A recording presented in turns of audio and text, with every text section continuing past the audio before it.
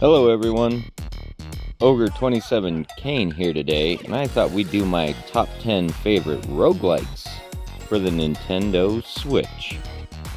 Now this top 10 is just my top favorite. This isn't necessarily reflective of their scores or Metacritic or anything like that. These are just games that I really enjoyed. So I think we should start out with number 10, Rogue Legacy. Now, at first glance, this game almost looks like just a cheap browser game. It really has some corny looking graphics and very simplistic and basic. But the mechanics to it are really fun and addictive. One of the things that really got me into this was how easy it was and quick it was to die and restart. It gives it a certain, pick up and play aspect that's not very present in a lot of games today, especially in something like a roguelike where you genuinely want to see it all the way through on each run. Another really cool thing about this game is although it's a limited run release for the physical, it's still fairly cheap online. I believe you can pick it up for under 60 bucks. I could be wrong now because things go crazy in a hurry, but the game is reasonably priced. You'll get a lot of hours out of this and a lot of game time. As you can see here, there's a lot of different options and a lot of different things you can play with. Like I said, one of the best parts about this game, though, is its pick up and play aspect. The last thing I want to say is, although it looks like a Metroidvania, it's really not, so don't expect that out of this game. But do expect a fun, quick adventure that you can enjoy. Let's get into number 9 now, Void Bastards. This game is a first-person shooter with a comic book style humor and art style, and I mean that in every way, shape, and form. This game has some hilarious moments and some really weird moments. One of the best things about it, though, is that this game gives you a unique feeling of fear, almost. It's almost a horror-style game set in a very hilarious universe, so you don't really know how to react in some situations. One thing I do want to say about this game is that it has more of a addictive vibe to where you want to keep playing it longer and longer. Each ship that you're on takes you about, I want to say about 10 minutes or so to explore. There are options to increase your oxygen and deal with other hazards that you have to go about on each ship, but they're designed around you exploring a lot, and there are many ships you can take in any pathways, so you can sit down and play this game for hours and just collect materials, or you can make a direct beeline just for the end of it. I'll give you a heads up right now though, it's not worth just going straight to the end. Well, let's go to number 8 now. This game is Star Renegades. This game is a really unique turn-based RPG roguelike for the Switch. And one of the things I'll say about it is the system on it is very akin to something you would find in, and I'm going to use this term loosely, Grandia. It's designed around you breaking and setting your enemies' attacks back and designing your attacks around not taking any damage. The game is not very lenient in allowing you to take damage, and so you really need to strategize around the strengths of your characters to minimize that as much as possible. Although being extremely satisfying when you pull this off, and you completely back a really powerful enemy group off with no damage, when you do take damage, it's extremely frustrating because it can cause you to restart the whole game again, and as with any roguelike, you have to explore each planet and go back through and level your characters up. Yes, there are some things that upgrade, and you do find new characters and you do enhance them, if you will. But at the same time, it does kind of weigh on you after multiple playthroughs in a run. That being said, I still love it. Well, let's talk about number 7 now, Everspace. This game is a space shooter roguelike, and it's a pretty unique one in the sense that it's very pick up and play as well. It's designed around you upgrading your spaceships and traveling from one solar system to the next, jumping from story point to story point and finding different materials, ores, ingredients, and stuff to upgrade different blueprints that you find as well. Your blueprints that you'll find are permanent upgrades, and the upgrades and enhancements that you do to your ship are permanent, but everything else isn't. So you'll find yourself building new weapons and new items as you go on the fly.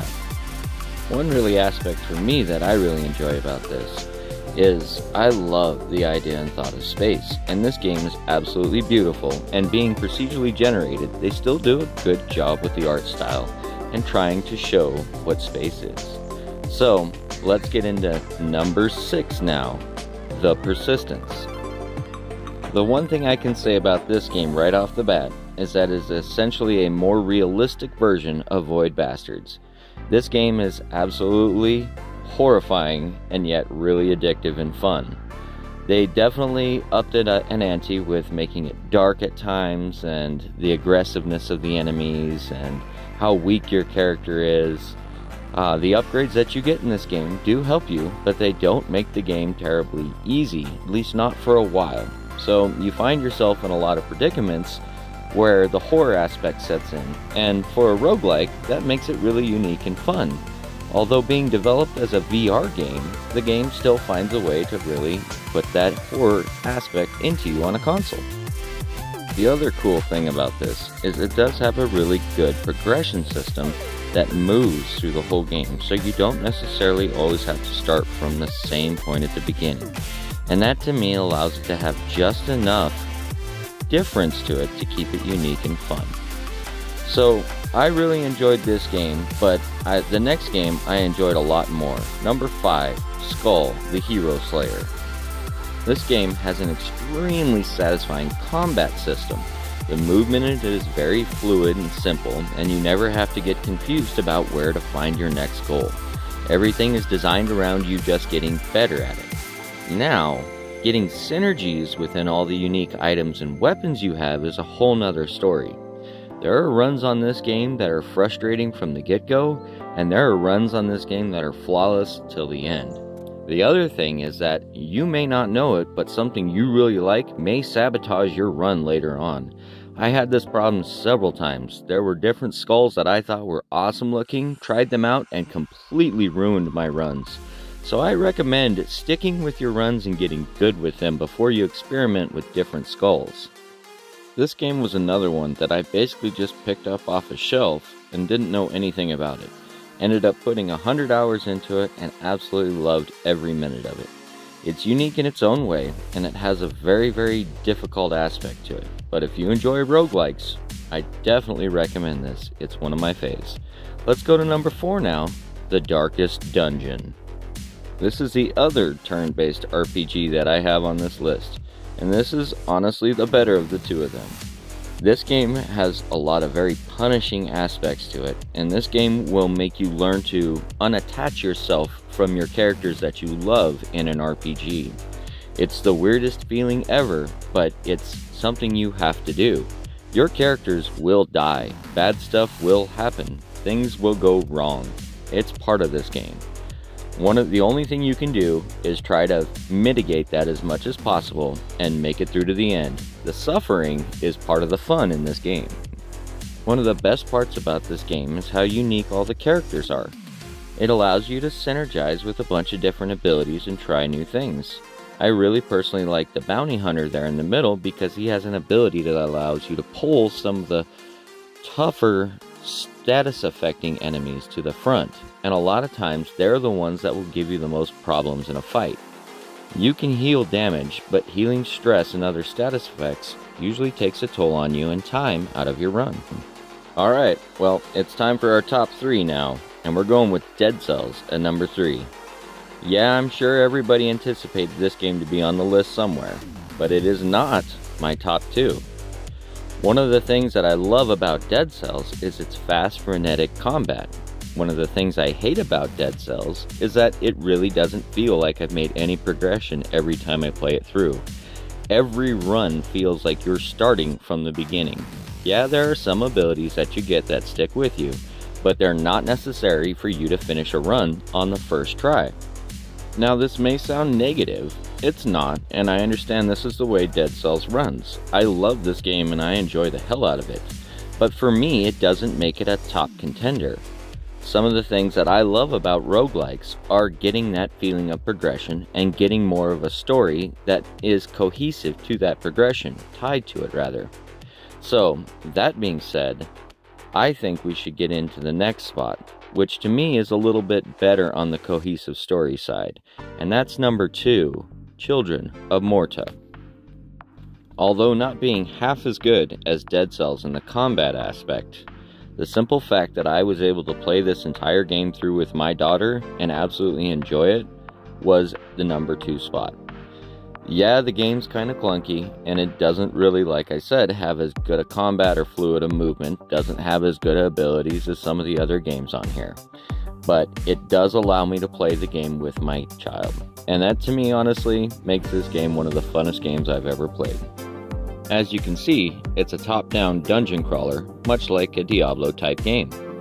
The cool part about it though is it has different unique zones that are broke up that are all procedurally generated, and every time you play through the game, it's like getting a new experience. Me and my daughter can sit and play this game over and over and play through the same areas multiple times, getting new abilities and new things, upgrading and leveling up our characters, and enjoying it the entire time.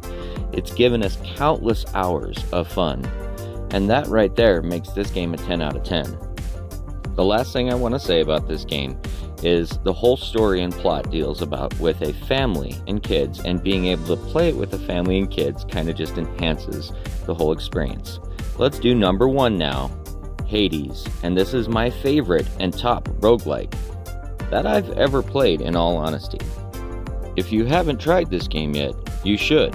And you're in luck because it's on pretty much everything. It might even still be free on Game Pass. I recommend trying this game out, even if only for a couple minutes. The art style in this game is fantastic. The story in this game will keep you hooked. It's very intriguing. And the combat is fast-paced and frenetic. It's also varied in allowing you to use a bunch of different styles of weapons and use the boons to enhance those weapons in different ways. What you thought was a ranged weapon could be up front and close and personal. What you thought was a up-close weapon can turn out to be a long-range weapon. The game is very unique and allows you to have fun with all of these different combinations.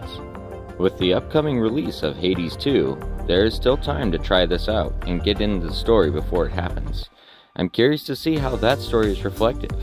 Once you figure out what goes on in this, there are definitely things that make you wonder how they could expand the story, but apparently they do. So, well, I'm not going to give any more away about this game because I believe you should try it. This is definitely the top pick on my list for a reason, and I think it's a 10 out of 10. Well, I really enjoyed making today's top 10 list. They do take me a little bit longer, and I apologize I can't get them out as fast as I'd like to. But everybody seems to enjoy them, and I really appreciate that. Thank you so much for watching today. It was a blast to make this. If you enjoyed, please give me a like and subscribe, and have yourself a good day today. This is Ogre27 Kane, signing out.